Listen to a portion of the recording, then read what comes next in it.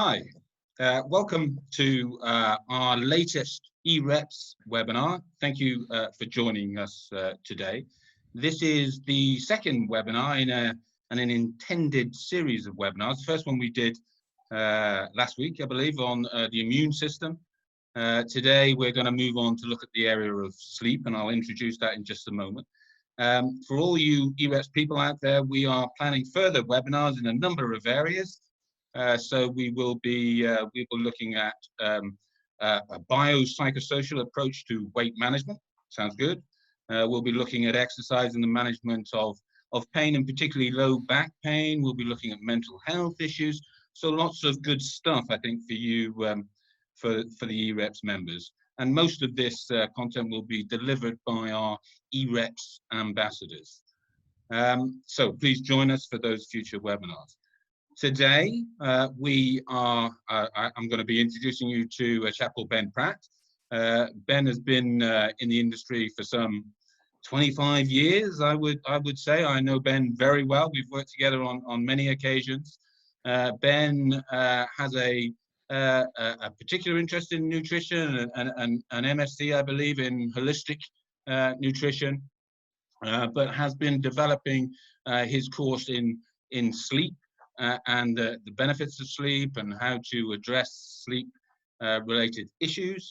And Ben is going to be talking about that today. So without further ado, we'll move to Ben. I may just interject at a couple of points just to sort of ask a question, clarify a couple of things, but we'll see how we go. And I hope you enjoy the webinar, guys. So over to you, Ben. Thanks so much, Julian. It's such a pleasure to be here, and I'm pleased to have the opportunity to talk about a subject that is, I suppose, I would say my second side hustle. You know, I really enjoy talking about sleep. It's a subject I've got into in the last few years, and today we're going to look specifically at why sleep, I believe, is the forgotten elixir of our health and wellness. So bear with me as we work through a few slides and I introduce why I think this should be a subject that we should all be looking at.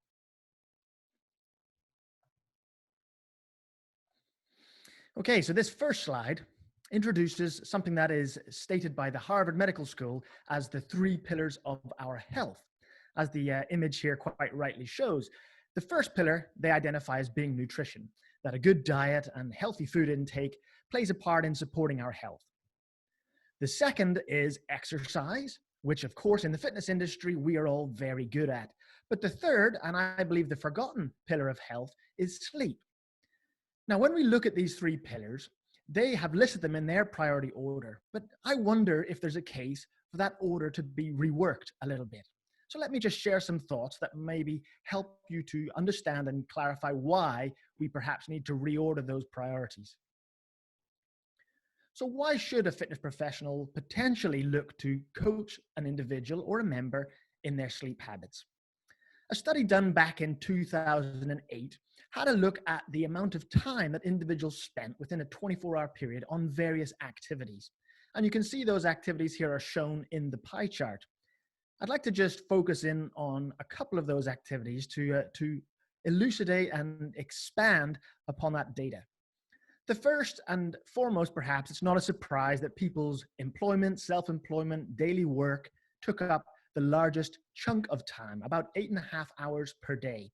Now, across a typical 5-day week, that would mean people are working about 43 hours on average. And that takes up across the 168 hours of the week, about 25.5% of our weekly time. So about a quarter of our time throughout the week is taken up by our work. Now, there's no doubt that our work for many people is a stressor. It's something that we have to respond to and that we have to engage in. About 7 out of 10 individuals have identified that work is not something that they necessarily enjoy. It's something that they have to do. And as such, that perhaps is a bigger stressor than would be considered otherwise. Now, Harvard identified nutrition or diet as the #1 pillar. And when we look at the time people take to eat, it's about an hour a day.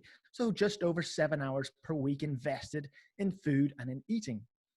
That includes preparation time as well as sitting and eating time. So about 4.5% of weekly time is given up to our food intake. If we look now at sports and leisure, it's about 2.5 hours per day. Now that includes all leisure activities, not just exercise. When we look deeper into the data, we can see people average between 20 and 30 minutes of structured exercise per day.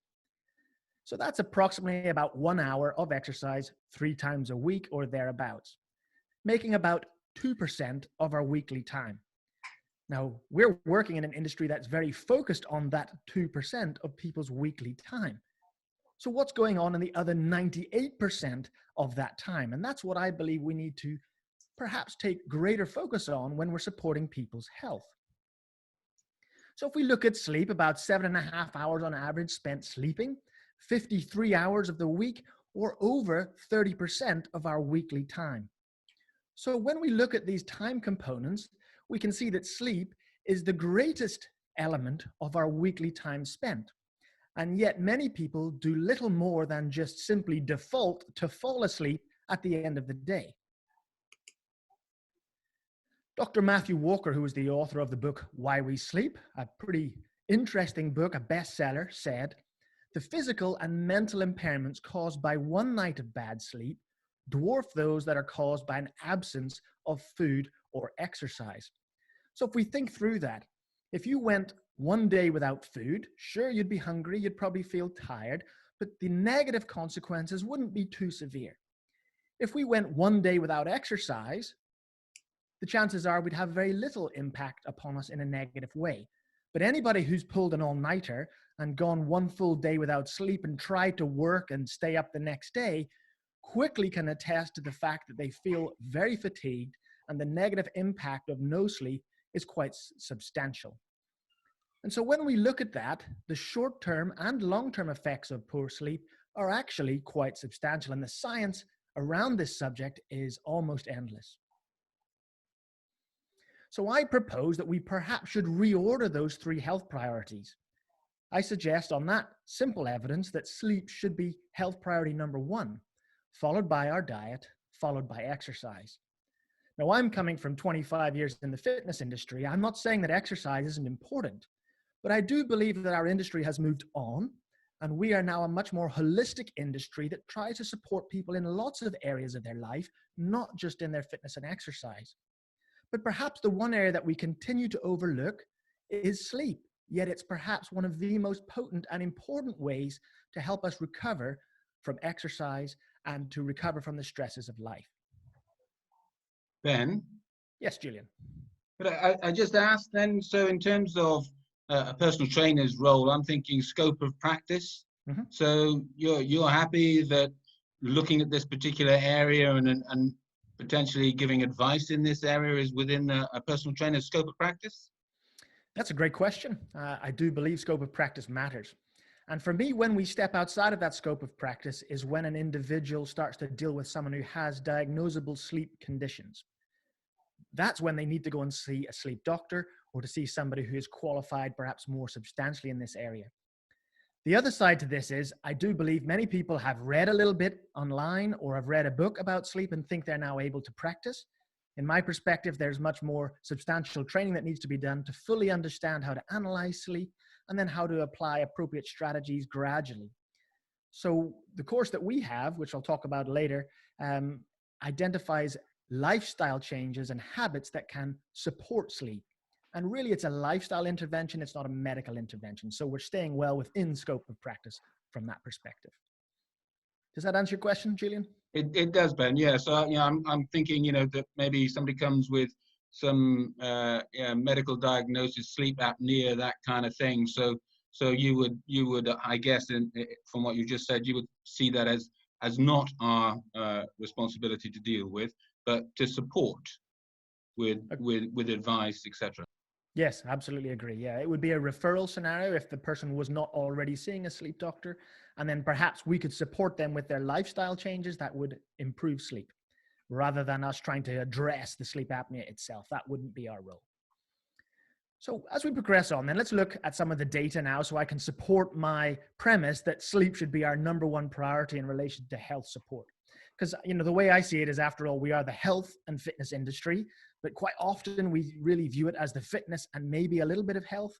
So let's focus a bit on that to try and support that data. So 2017, there was a large sleep survey done in the UK, and that survey summarized 30% of all UK adults reported poor sleep on most nights of the week. You can see on the pie chart here, it's been on the screen a little while now, that only 26% of adults actually achieved the recommended 7 to 9 hours of sleep per night.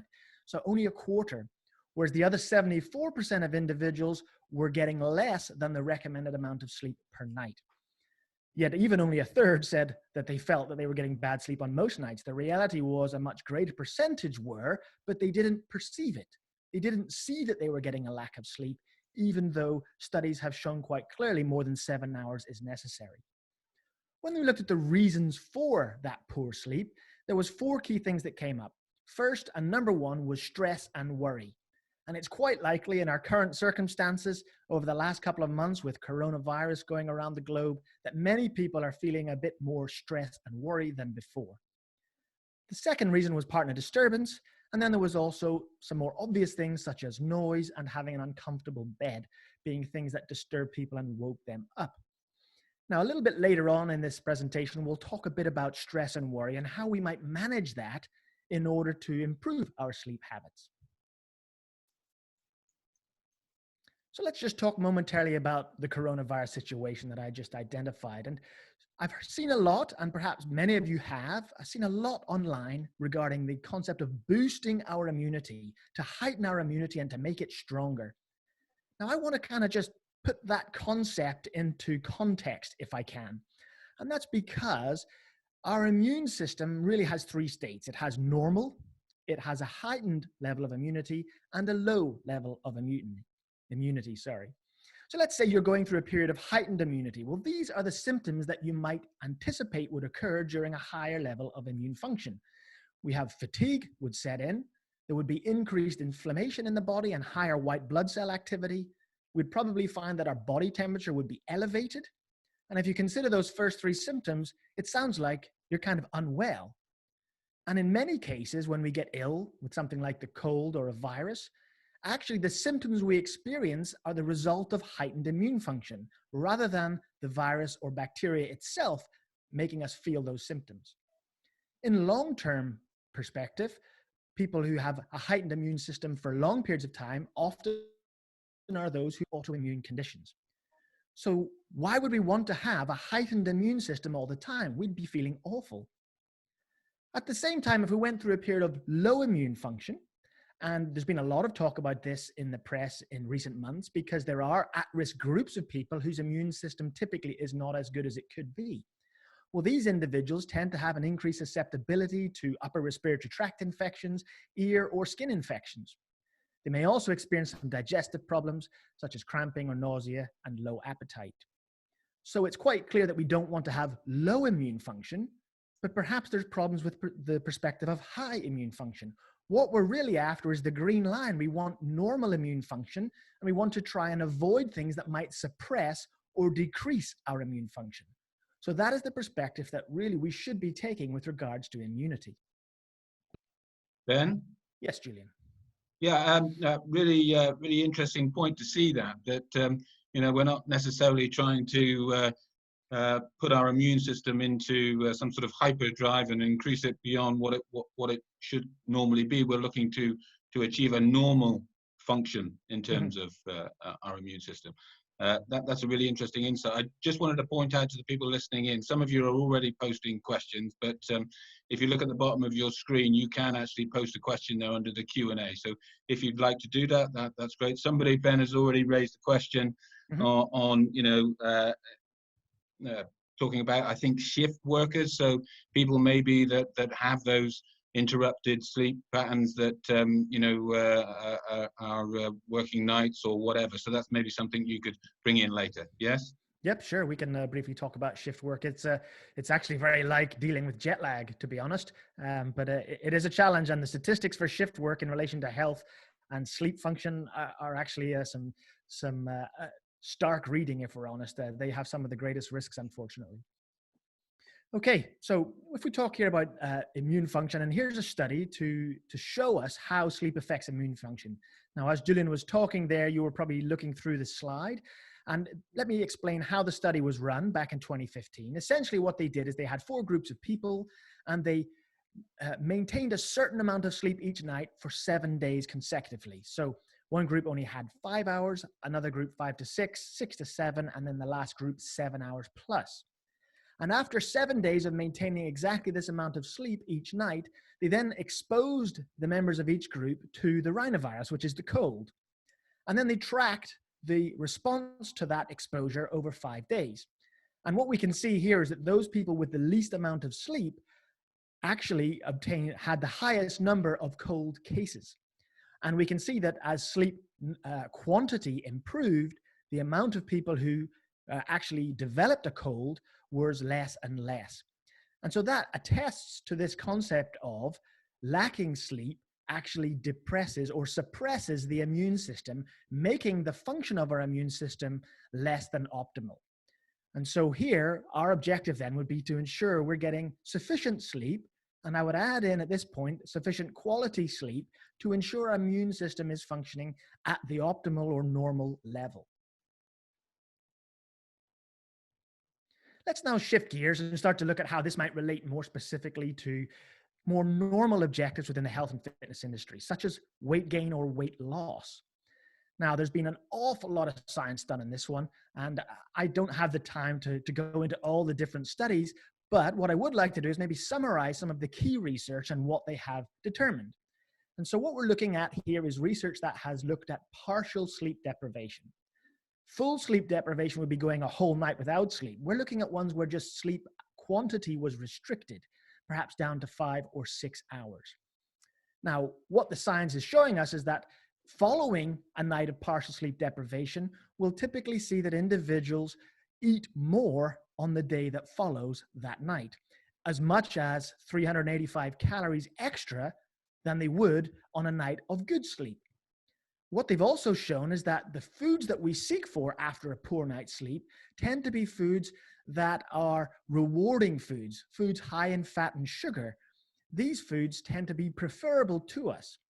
Now, if we step back and think just for a second, if you're feeling a bit tired and fatigued because of a poor night's sleep, there's 2 things that we would naturally try to do. 1, get a little bit more sleep because we're feeling tired, or 2, try to eat or consume something that's going to boost our energy levels. And so we can see this natural tendency towards foods that are energy dense following a night of poor sleep. But because we're tired and because we're feeling fatigued from the night after, there isn't an increase in energy expenditure to make up for that increased caloric intake. As a matter of fact, people tend to do less activity because they're fatigued. And so we have a real problem here where there's a drive to consume more calories, which is a hormonal drive, and we have less desire to do activity. That's exactly the opposite of what most fitness professionals are trying to do to support people who are trying to manage their body weight. We want them to train more and to control their energy intake. So this inverse dose-response relationship between sleep, body mass index, and central weight gain is very clearly explained within the scientific literature. Let's look at one study that looked at this in a chronic period of time. So over 16 years, this study particularly looked, and during this 16 years, they tracked different groups of people from the amount of sleep that they historically got and going forwards with the amount of sleep that they continued to get.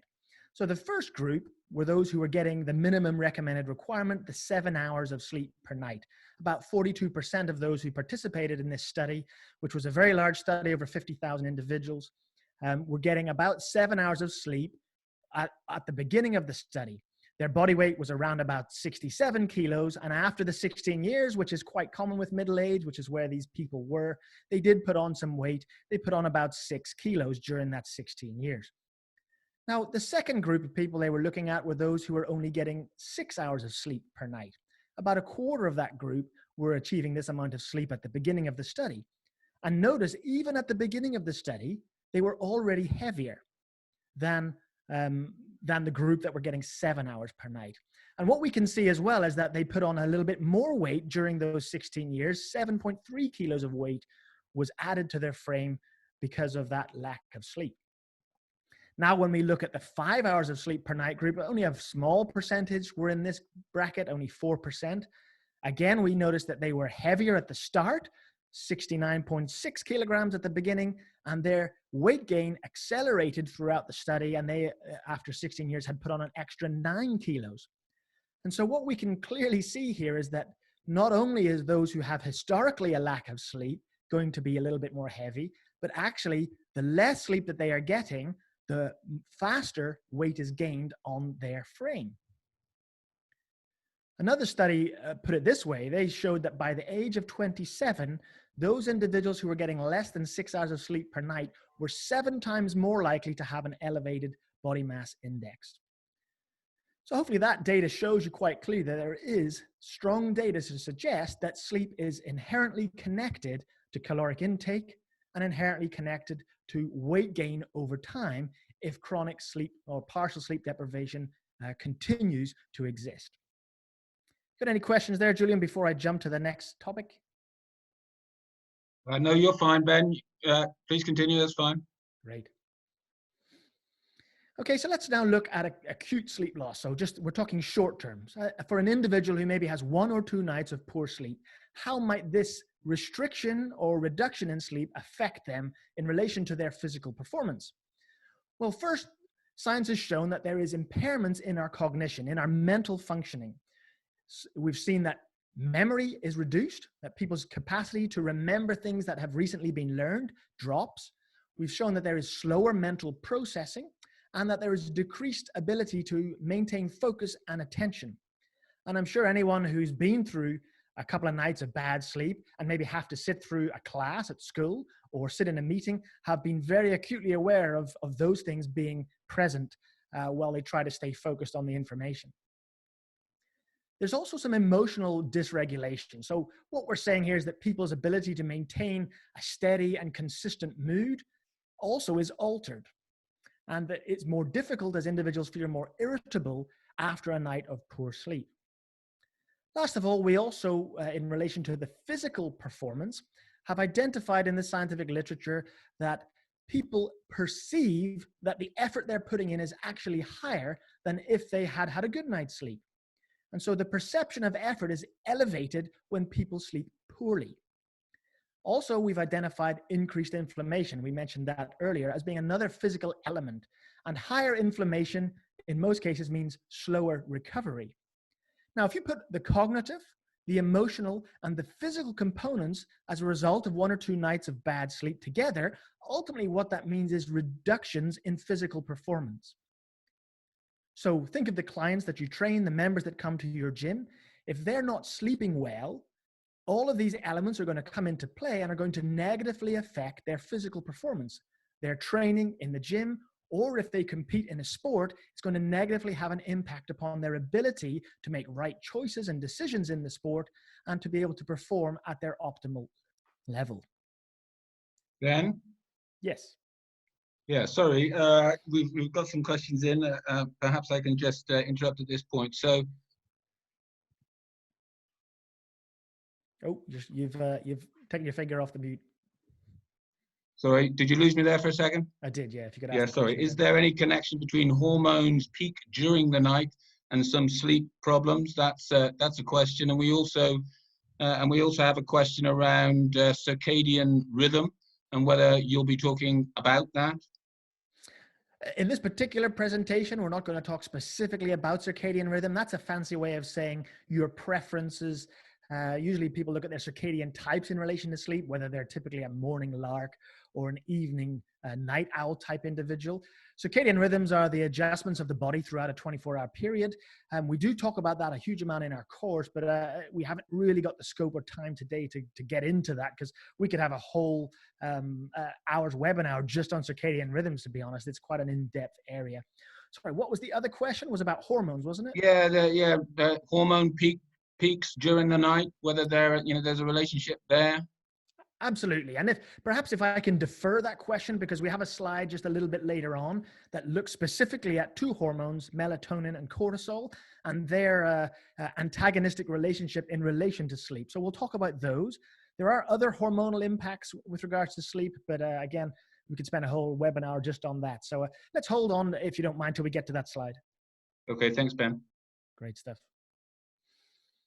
Okay, so let's just look again at this concept of sleep and how it promotes and helps muscle growth and repair, because everyone who's done any fitness will know that as you train and you engage in activity, our muscles become fatigued. We may cause microtrauma and small amounts of damage within the tissues, and they repair over time in between the training sessions. So our fitness technically improves between training sessions, not in the training session. And so sleep and our diet are the two absolutely vital factors to improve growth and repair. So let's have a look at this subject. If someone gets good quantity and good quality of sleep, this stimulates three anabolic factors. It stimulates growth hormone, it helps to support the release of insulin growth factor 1, and it also supports a morning testosterone rise. And most guys will certainly be aware that testosterone is elevated early in the morning. If we get poor quality sleep, we allow other factors to interject and to play a part in the metabolism of the muscle tissue. And that is, we get an elevation in cortisol, which is one of the hormones we just mentioned a moment ago, which is this typical stress hormone. But we also get an elevation in something called myostatin. And this has a particular impact upon our ability to bring about growth and repair. Ultimately, the anabolic factors lead to a rise in muscle protein synthesis, just like the rise in catabolic factors because of poor sleep lead to faster muscle protein degradation or breakdown. So if muscle tissue has been damaged, it needs to be broken down and removed before we can grow and repair that tissue. And so what we can really see here is that if you get poor quality sleep and low quantity of sleep, that's going to more likely lead to muscle atrophy and slowed recovery from our exercise sessions.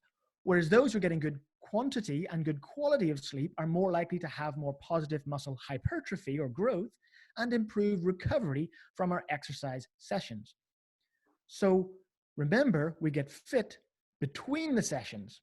Our performance actually decreases as a fitness session progresses through the 1 hour or so that we might train.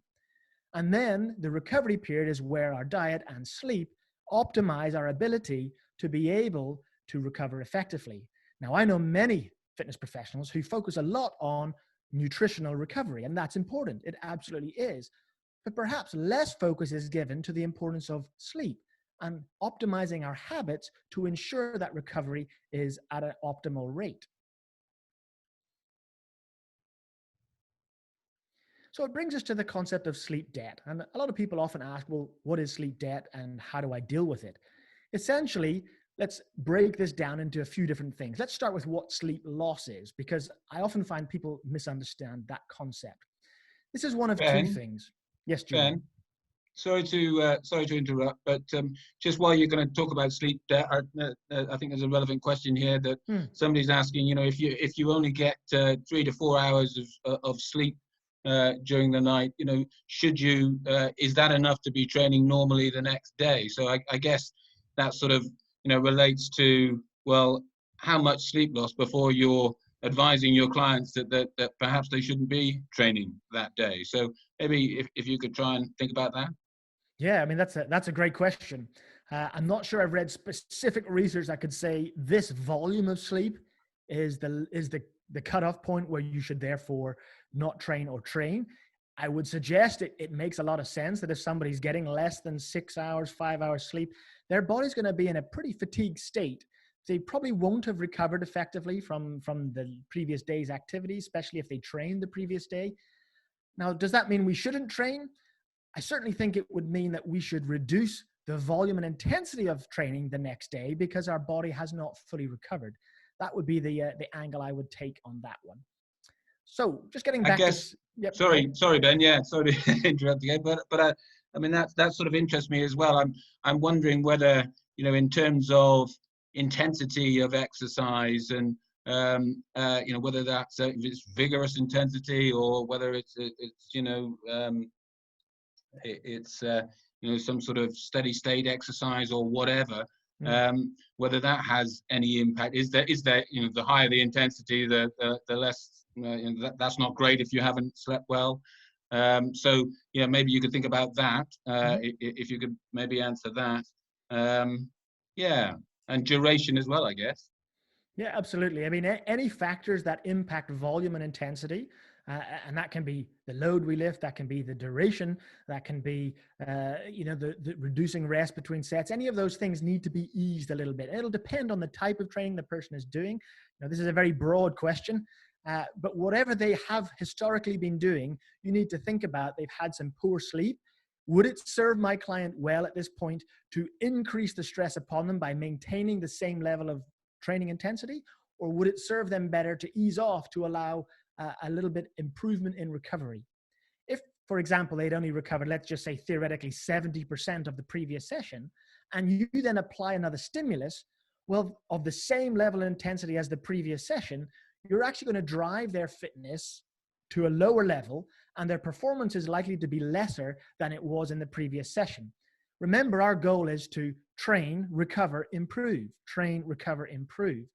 If our sleep isn't where it should be and someone is having a particularly bad day, we do need to take that into account and adapt to match where the client is currently at. It sounds, that's a little vague, but it's perhaps hard to give specifics because of the broadness of the question. So let's get back to sleep loss. So you've probably all read this now, that sleep loss is insufficient sleep, so a lack of time, so that our need to be alert, to perform, to have optimal health may be negatively affected. Or, as many people often get, they actually do achieve the required number of hours of sleep, but the quality of the sleep they get isn't very good. And we're going to look at sleep cycles in a minute to understand how sleep quality can be negatively affected, even if you are, sleep unconscious for 7.5 hours. So those faulty cycles also are a factor. And this is what many people don't fully understand or don't analyze or measure. So sleep debt is the gradual accumulation of the hours of sleep loss over a period of time. So that can be one night, that could be over a week or longer. And how we calculate that is we look at the required amount of sleep. And I just state there the required. We could start with the recommended, a minimum of 7 hours, but actually individuals have a variation in terms of how much they really need in order to feel optimal. So you may actually look to test yourself over a period of a few nights to find out where is the sweet spot for you. Do you feel great on 7 hours? Maybe you need 7.5, maybe you need 8. And once you know where that sweet spot is, where you can wake up quite easily and feel energetic and good, that would be your baseline, your required amount of sleep. We then take away from that, to work out our sleep debt, we would then take away the actual amount of sleep on any given night. So let's say your required amount of sleep was 7.5 hours, but you were consistently only getting 6.5 hours. Well, clearly every night you're building up a 1-hour debt in your sleep. So how do we then potentially address that? Well, there's a number of things to consider. First of all, we do have to think about the total number of hours from sleep onset to the final awakening. Okay, so maybe we go to bed at 11 and we wake up at 6:30 each day, and that's our normal routine. So that's the total number of hours. From that, we must factor in if we have woken up at any point during the night, and how long did we wake up. So let's say the individual woke up twice and they were awake for 15 minutes each time. Well, even though they were in bed for 7.5 hours, they've actually lost 15 minutes or 30 minutes during the night, so they've only slept for 7 hours. Then we must also consider the pattern or the sleep cycles. So let's just look at cycles so we understand how we phase in and out of different types of sleep throughout the night, and that will help us get our heads around this sleep debt concept a little more. So here we are. Different phases of sleep from awake through to stage 4, and we have a range of times across the bottom. So let's say the individual goes to sleep at around 10:30, and they will phase in and out of different cycles of sleep. And we can see that the brain goes through an initial deep phase down to stage 4, comes in and out, and in this particular sleep cycle chart, we're looking at about 5 cycles of sleep throughout the night. The deep phases in stage 3 and 4 are sometimes referred to as non-REM sleep. REM standing for rapid eye movement, because there's a certain type of sleep where our eyes are moving around a lot because of the phase of sleep we're in. So these deep phases are non-rapid eye movement sleep. And these brainwave patterns during this type of sleep are called the deep or delta wave. So I always remember D&D, deep or delta sleep. And this particular type of sleep is very beneficial and should form part of every night of our sleep. We then have the REM sleep. This is a transitional type of sleep which is the theta wave. So transition for T. It transitions from awake to deep. And REM is where we typically dream. We quite often find that when people are in a dream state, if we were to observe somebody, we would notice their eyes are moving. That would be when the brain is dreaming. Now, often we don't have much recollection of REM sleep from the early portion of the night, but certainly you can see that final spell between 3 and 4 a.m., that particular period of dream sleep, and maybe again from 4 to 5, those dream state areas of sleep would be the kind of things we may possibly remember when we wake in the morning. So let's kind of summarize these different states and how they potentially benefit our health. One point there, you can see that sleep cycles can vary. They're not a fixed amount of time. The shorter cycles might be about an hour. The longer deep cycles in the early part of the night could take as long as up to 2 hours to pass through a full cycle. So looking at our sleep hours. So if we went to bed at 10, as a general rule, this is just something, a rule of thumb for us to take away today, those first 1 to 4 hours of sleep are where we get more of our deep sleep. And our deep sleep is necessary for physical restoration. This is what helps to reduce inflammation in the body. We see more muscle repair in the tissues occurring during this time. And it's also when the vast majority of our energy is restored in the body. If we look at the second half of night, anywhere from 5 to possibly up to 9 hours, we would find that this type of sleep is better for lighter phases of sleep. We get more of the REM and dream sleep during the second half of the night, and this plays a big part in our mental recovery and restoration. Here we'll see things such as improvement in skill development will happen better if we're getting plenty of REM sleep. We'll see increases in our alertness and improvements in our memory. And so the key is that we need both types of sleep. We need deep sleep and we need light sleep because of the way in which it helps to restore the body physically and the way it helps to restore the body mentally. What we can't do is prioritize one over the other because that occurs to our detriment. So if we look at 3 examples of how sleep cycles can be faulty, well, here's a classic one, going to bed late. Typically, this is Friday or Saturday night. Instead of going to bed at 10:30, we're now staying up till 11:30 or midnight, and yet we still maybe get up at the same time as we normally wake up because it's become a habit. Well, here we have a sleep cycle that's too short. Someone is only staying in bed for 6 hours, and therefore there's only enough time to go through 4 cycles of sleep instead of 5. And what we find then is that the cycle that got cut off here primarily is the lighter sleep stages that should have occurred later in the morning. And so that person might wake up feeling a little bit mentally struggling to stay focused. They might not have quite the same ability to stay on task that day because they lost one of their cycles of light sleep. The next one we have here is a lack of deep sleep, where instead of getting 2 to 3 deep sleep phases in the night, the individual's only really got 1 truly deep sleep phase at stage 4. And so they don't have the same level of physical recovery. The next day, they may still feel a little fatigued, even though they got the maximum 7.5 to 8 hours of sleep. And then we look at this last one, which again is becoming increasingly common, is we have enough hours of sleep in theory, but the individual woke up at 2 a.m. and woke up at 3 to 4 a.m. And you may find that in these type of individuals with fragmented sleep, that those waking times become consistent nearly every night. And because they're waking up, they choose to do other things like, oh, I'll go to the bathroom. And then they blame the bathroom as the reason why they're waking up. But quite often it's because their sleep is already fragmented because of other issues that are affecting their nighttime routines. So, Ben? Yes, I was about to say, do you want to ask something before I jump topic? Yeah. Well, we've got some great questions coming in. It's fascinating stuff. I was just interested with that fragmented sleep.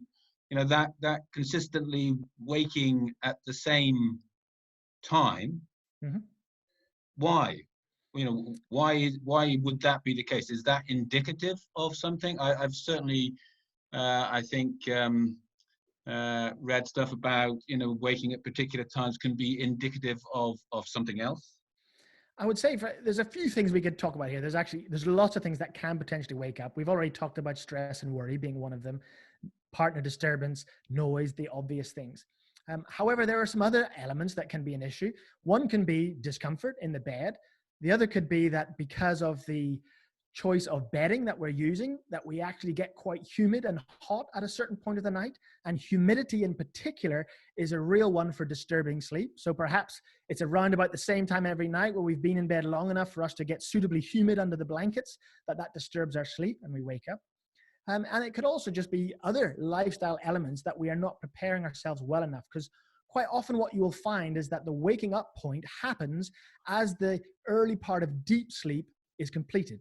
So somewhere after 3 to 4 hours, when we've been through our first 2 good phases of deep sleep, and then we transition into dream sleep, quite often that's where the first fragmented period of sleep occurs, because we've got that initial physical recovery, but our light state sleep is disturbed by other factors. So maybe that's a brief enough answer just to deal with that just at this point. No, that's great, Ben. Thank you. Just a question here as well. Somebody going back to the hormonal side of things, they're asking about cortisol and you know, increased cortisol may help fat burning. Is the point? And could you maybe talk to that? And there's also really just an inquiry about thyroid function and whether that has any involvement here. Okay, like I said, we do have a slide coming up where we're going to look at those hormones. In terms of cortisol, I would say cortisol and fat burning in the short term, yes. But when you look at chronic elevated cortisol or cortisol dysregulation at the wrong times of day, for example, later in the day, it actually has the opposite effect, and it brings about weight gain, not weight loss. But let's say, for example, right now I got scared and I had to run away. Well, I will have a burst of cortisol and that will release energy, and some of that will come from carbohydrate stores, some will come from fat stores. And so therefore it does have a fat burning effect, but that's the acute effect, not the chronic long-term effect and the dysregulated cortisol effect, which we're going to look at in just a moment. In terms of thyroid function, there is some evidence that thyroid hormones go through a circadian rhythm, that go through a 24-hour cycle. However, the impact upon our health is less driven by sleep. Sleep is not so strongly linked to whether that thyroid function is up or down. Of course, thyroid hormone, being the hormone responsible for metabolism, will have an impact on weight loss or weight gain, but in terms of its impact on sleep or vice versa, it's less clear as to how that might impact us. Thank you, Ben. So here's the very slide we were talking about now. We're going to look at biochemistry. In particular, I want to talk about the 2 major hormones that play a role in our alert and sleep cycles, and that is melatonin and cortisol. If we first look at melatonin, melatonin shown here, it's released from the pineal gland in the brain in response to the light that is exposed to the eye. So in the morning times, as the sun rises, melatonin levels actually drops and stays low throughout the day. But then as sun sets and as light begins to diminish in our world, melatonin therefore starts to rise. And it remains elevated throughout most of the night, perhaps beginning to tail off around 4 or 5 o'clock on a normal sleeping cycle. Now, the purpose of melatonin is not to maintain sleep. I think that's often misunderstood because melatonin is known as the sleep hormone. The purpose of melatonin is to initiate sleep. It helps to create a feeling of fatigue and tiredness in us, but it isn't the only factor that in terms of maintaining and having a good night's sleep. We want the rise, but the rise, and the reason why I'm saying this is because there are studies that show that when people have fragmented sleep and they wake up in the night, when melatonin is measured, we don't see a drop in melatonin because they've woken. Melatonin follows its 24-hour cycle anyway. It isn't affected by those waking periods, but it definitely helps to initiate fatigue and tiredness and helps us to fall asleep. When we look at the antagonistic hormone, and I mean that on purpose, we look at cortisol, we see that it has an opposite cycle throughout the 24-hour rhythm. What we see is that cortisol tends to be the awakening hormone, released out of the adrenal glands very quickly, and it rises in the early morning to wake us up. And so our cortisol spike tends to be at the earliest point in the morning, maybe an hour or so after we've woken. And gradually cortisol will work its way down throughout the day. Even though we're going through various stresses, we may find that cortisol's pattern should be dropping throughout the day until it's at its lowest point at around about bedtime. And because cortisol is low, energy release at that time is relatively low, and melatonin is allowed to rise, which brings about fatigue and the sleepiness that we feel. So these 2 hormones are antagonistic. But in our modern world, we tend to have some problems with cortisol, and that is because of our modern lifestyle, the ongoing stress, sorry, I hit the wrong button, we find that we get a late rise in cortisol instead of the diminishing before bedtime. And because cortisol levels are artificially elevated around bedtime, that drags melatonin back down and delays its onset. And therefore, we get to 11 o'clock and it's time to go to sleep, but we're not tired. We still feel awake because we've had this faulty rise in cortisol because of the ongoing stimulation of work, of phones, of emails, of television, and all these other things that keep us up and busy at night. Therefore, we get into bed hoping to just fall asleep, but we can't. We lie there feeling awake. So that's the basic biochemistry of those two key hormones. So the last few slides, I want to just discuss two strategies because we've talked a lot about the problems. I want you to have some takeaways that you can actually go and do some stuff. So the number one strategy with nearly all sleep experts is to get into a schedule.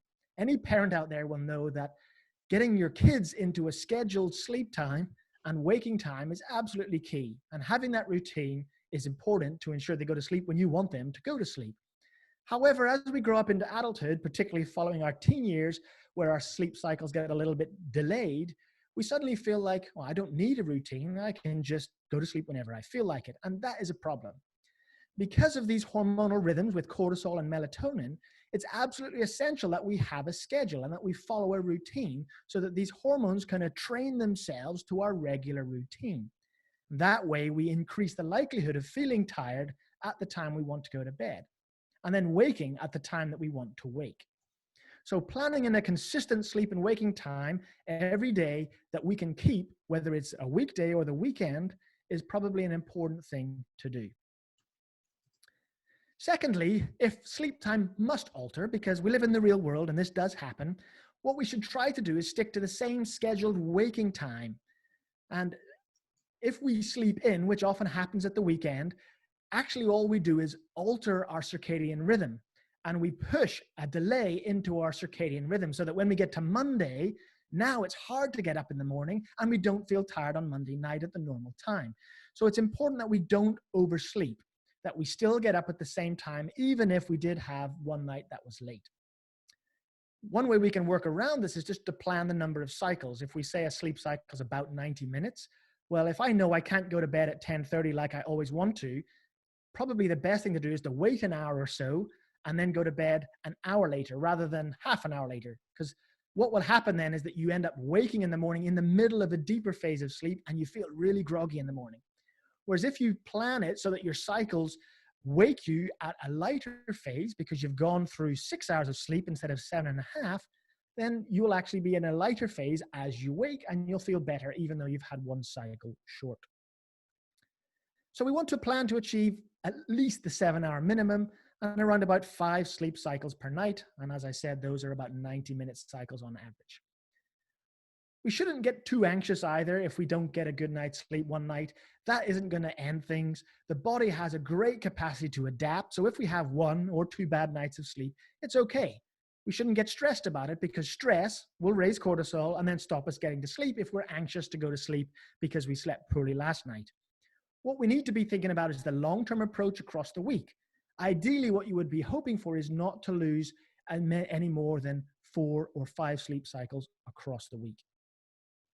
Another thing which occurs in many countries is that they have siesta time, which is the afternoon nap.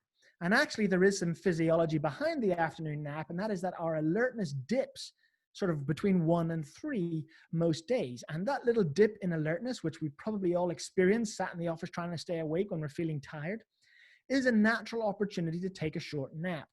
And so let's say on Friday, you had a poor night's sleep. Well, on the Saturday, if you're not working, you could then engage in a 1-hour nap between that 1 and 3 p.m. period in order to help contribute to those lost sleep cycles. So let's try to put that scheduling into a 24-hour period. So you can see here on the clock, we've got from 11 through till 6:30. Those are our 5 cycles of sleep across a 7.5-hour period. If we can stick to that schedule every day because it works for us, then that would be ideal. The key for you is to find where in your 24-hour period you can get your consistent nightly sleep. What we want to be doing is always trying to wake within about 30 minutes either side of our normal waking time. If we do want to sleep in on a Saturday, you've got up to an extra 30 minutes. That's all we're really allowing. We also want to be sure we're trying to go to sleep always within 30 minutes of the agreed sleep time. So if 11 is the sleep time, we should be in bed somewhere between 10:30 and 11:30 at the latest. The nap periods that I identified between 1 and 3 are also a great way to restore if we lost a sleep cycle here and there. So those are some things to consider in relation to scheduling. Any questions there, Julian, before we jump to managing stress? I guess, well, I'm delighted to hear as an afternoon nap taker that's good for me. It can be, absolutely. Yeah, fantastic. I was just interested actually, Ben, in terms of, it's not necessarily related to the scheduling, but in terms of the environment. So with what's going on with the pandemic, obviously people are exercising outdoors more. Mm-hmm. Gyms are closed in many cases. So, I'm thinking sunlight and how that might impact on sleep and obviously hormonal impacts related to that. Yeah, I mean, that's a great query. That's a great question. I guess it would depend on what time of day people are outside engaging in exercise and activity. Of course, exercise is a good thing. There's no problem with that at all. If that exercise is in the earlier part of the day, so we're getting bright light exposure earlier in the day, then that's actually really supportive of sleep, because when we should be alert and our melatonin should be low, we're outside in high light exposure, which drives our melatonin down. However, if we're outside late and we're in, bright sunlight, because in the summer months, it does tend to stay lighter longer, and we're exercising maybe 8 or 9 p.m. at night outdoors, the reality is that's probably not a great time to do it if we want to improve our sleep, because what we will end up doing is driving our melatonin down because we drive our cortisol up.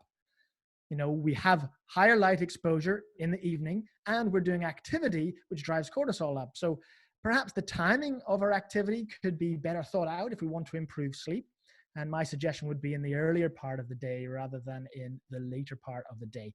We'll look at that particular subject just a little bit more on the next set of guidelines with relation to sleep and stress. I thought it'd be helpful just to talk through this because we identified stress and worry as being the number one thing that woke people up at night. So excess stress, without doubt, leads to more sleep disruption, which leads to reduced exercise recovery and physical recovery, which of course then further increases our stress. And so it can become a real sort of downward spiral if we're not careful. We do need to find ways to manage that stress. So here's some suggestions. Number one, we need to determine a suitable cutoff point where we cease our work, our emails, our household chores, our social media, all of these other things that might stimulate stress. We need to find that point in our day and say, this is where I'm going to stop, and we need to develop the habit of sticking to that so that we can then shift away from the common stresses of our work life and focus on something else. I think with the coronavirus, that's perhaps even more important than ever before because many people are now having to adapt and work from home, and those working hours might actually drive them into the night even more and more. Next, we then want to find a 60-minute stress-free window. Maybe not find isn't the right word. We need to create a 60-minute stress-free window in the 1 hour immediately prior to us going to bed. And during that 1 hour, we should engage in some positive, planned, relaxing habits and practices. Rather than just, it's the 1 hour stress-free window, I just want to lie in front of the telly. We need to think about things that are positively will help us unwind and recover. It could be reading a calming and relaxing book. It could be taking a nice magnesium salts bath. Whatever it is, we need to engage in a routine that helps us unwind so that when we get to bed, we've allowed this hour to help our melatonin rise and to help our cortisol drop. And then when we want to go to sleep, we will actually feel like we could. Rather than work, and then we stop and climb into bed and expect to feel tired. It's a great way I heard this explained is if I'm driving along a road at a high speed and I want to make a right turn, I have to slow down to be able to make the turn. Well, if that right turn is sleep, I must slow myself down in order to turn into sleep. Otherwise, I'm going to overshoot it and miss it, and I won't feel tired. Hopefully that makes sense. In our 1 hour window or even before, we should try to limit or avoid digital devices, all right? This is partly because of the light that they emit, because that can interrupt our melatonin and drive it down. But more importantly, it's because of notifications, gaming, mental stimulation, and all the entertainment that comes about that might alert our minds and stimulate stress physiology. We need to try and avoid those in this 1 hour window. We should protect that. We've got enough hours the rest of the day to focus on those kind of things. But when we get to our wind down routine, we need to ensure that that is not part of it. Where possible, and I do say where possible because sometimes these things are unpredictable, but we should try to manage our family and relationship related stressors prior to a designated stress-free window. So if there is some family activities that need to be done, do it earlier in your evening to be sure they're dealt with. Kids are prepped for the day tomorrow. You know, I've dealt with all of my preparation for tomorrow's chores and work. That is done beforehand so I can switch off. In relation to exercise, we mentioned this, but just to finish up, structured exercise or sport training should ideally not be performed within the 3 to 4 hours prior to scheduled sleep time. Now that can be difficult because sometimes people's lives don't allow that to happen. And in modern sport, for example, many people, because of television viewing, have to engage in sport late in an evening so that viewers can watch. And so for athletes, it's really difficult. However, that is the ideal. Now, a side note to that is that research has shown is that people who are active and exercise generally sleep better than those who are sedentary. So if your only opportunity to exercise is later in your day, then absolutely it's better to do it than not to do it. However, of course, we know exercise boosts cortisol, drops down melatonin, and therefore we want to allow enough time between when exercise ends and our designated sleep time to ensure that we can reverse that process and unwind those two hormonal drivers. Right, so that's kind of me. Let's very simply just throw that on the clock. There's our sleep period. Here's our periods of time when structured exercise would be an ideal time, you know, between 8 in the morning and 1. We want to avoid that little dip in our alertness between 1 and 3. That's not really the best time to be training, although if it's the only option, better than none. And then ideally between 3 and 7, perhaps, or is another good period of time to be training. We want to avoid exercise within the first hour of waking. We want to allow our body to ease out of sleep and to become alert again. And then we want to be sure there's a nice block of time before bedtime that we can, first of all, engage in any chores or household activities that need to be done. And then, of course, we have our 60-minute stress-free window to allow us to settle down and prepare our minds and bodies for sleep. So all of this kind of leads me just to say that, you know, many of the slides and the information we've discussed today are found from our Sleep Recovery Specialist course. This is an online professional development course of about 20 hours. It has been approved by EuropeActive and EREPS, and so you can get lifelong learning program hours attributed to you if you do this course. And for this particular webinar, anybody who puts in the promotional code EREPS50SLEEP will be able to get the course at half price. So I open up now in the remaining couple of minutes if there's any remaining questions or Q&A that you'd like to go through, Julian. I think, Ben, actually, in the interest of finishing this within the hour, I think we've been through most of the key questions that were asked, and there were some great questions, guys. So thank you very much. Thank you very much for that. I think that was a fascinating insight, Ben, and I think we can all see the relevance of sleep as fitness instructors, personal trainers, people working in the health and fitness sector. So thank you very much for that. Very much appreciated. And thanks to everybody for tuning in. And if there's any remaining questions there, Julian, just to finish off, you know, by all means, send them through to me, and I'm happy to try and answer those when the video goes up. That's great, Ben. Thank you very much. Thank you, everybody.